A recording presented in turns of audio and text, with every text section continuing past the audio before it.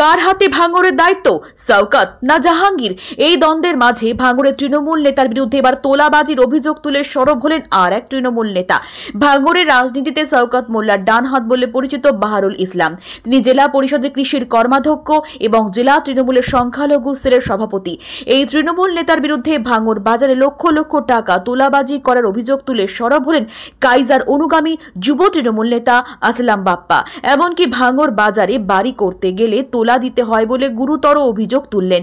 পাল্টা কাইজারের বিরুদ্ধে সরব হলেন শওকত অনুগামী তৃণমূল নেতা আয়ানাল মোল্লা।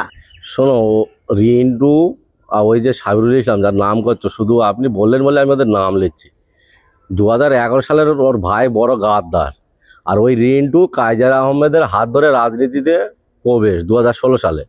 কাইজার আহমেদ ওর ওয়াইফকে টিকিট দেয় ভাঙড় বাজারে। আর বাহারুল ওর বড় ভাই, যে বড় বড় বড় এখন বাতেল্লা দিচ্ছে কাইজার আহমেদের নামে, উল্টোপাল্টা বলছে। সেই বাহারুল 2018 কাইজার আহমেদের পায়ে ধরে নিজের ওয়াইফের টিকিট নেয় পঞ্চায়েত সমিতি। তাদের কথা কি বলবো? ওদের মতো বড় তোলাবাজ ভাঙড় বাজারে ব্যবসা সমিতির নাম করে লক্ষ লক্ষ টাকা তোলা, ভাঙড় বাজারে বাড়ি করতে গেলে তোলা। আর ওদের কি আছে? ওদের সোর্স অফ ইনকাম কি? রাতারাতি কোটিপতি। এতো সেই অমিত শাহের ছেলে জয় শাহের মতো। আজ এই 2 বছরে এত কোটি কোটি টাকা কোথা থেকে আসছে তাদের? তাদের তাদের মানে চলাফেরা, একটা গেঞ্জি গায়ে দেয় তারা 8,000 10,000 টাকা। তাদের ইনকাম অফ সোর্স কোথায়? কোথা থেকে আসছে এগুলো? তাহলে তোলাবাজি কারা করে সেটা ভাঙড়ের মানুষ জানে। আরে জেলা পরিষদ কর্মদক্ষ, স্বচ্ছ, গায়ে তার কোনো কলঙ্ক নেই, এটা দেখার কিছু। আর ওর হাজার হাজার কলঙ্ক আছে। সেই বাসন্তী হাইওয়ে থেকে আর পুরো যে পিডব্লিউটি আছে, রাস্তা আছে বাসন্তী হাইওয়ের আশেপাশে, যত প্রমোটিং করেছে সবও করেছে। দায়িত্ব নিয়ে বলছি।